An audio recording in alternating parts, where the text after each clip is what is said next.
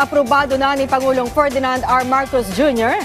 ang mas mataas na gratuity pay para sa mga job order at contract of service sa pamahalaan. Pagkilala ito sa kanilang ambag sa operasyon ng gobyerno.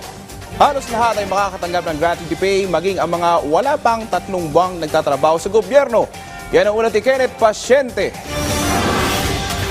Mas mataas na gratuity pay. Yan ang pamasko ng pamahalaan para sa mga contract of service at job order employee ng mga ahensya ng gobyerno.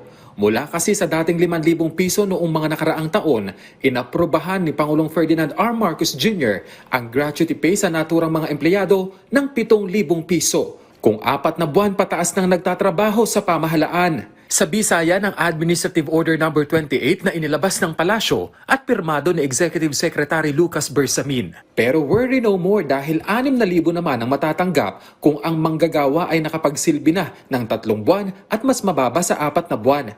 5,000 naman ang kanilang matatanggap kung 2 buwan ngunit mas mababa sa 3 buwan na silang nagtatrabaho sa gobyerno. Habang 4,000 naman para sa mga empleyadong mas mababa sa 2 buwan ng employment. Nagpasalamat ang Budget Department sa hakbang na ito ng Pangulo para maging posible ang pagpapataas ng gratuity pay para sa mga COS at JO worker. Ayon sa DBM, malaking tulong ito sa mga manggagawa lalo't naging sunod-sunod ang mga kalamidad sa bansa ngayong taon.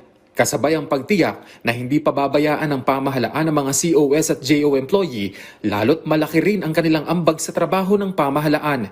Hindi rin nila hahayaan ng gobyerno na walang matatanggap ang mga COS at JO personnel ngayong holiday season. Saklaw ng kautosang ito ang mga COS at JO employee ng mga National Government Agency, state universities and colleges, government-owned or controlled corporations o GOCCs at local water districts. Ang pagbabayad ng gratuity pay sa mga kwalipikadong manggagawang COS at JO sa gobyerno para sa fiscal year 2024 ay gagawin ng hindi mas maaga sa December 15. Kenneth Pasyente para sa Pambansang TV sa Bagong Pilipinas.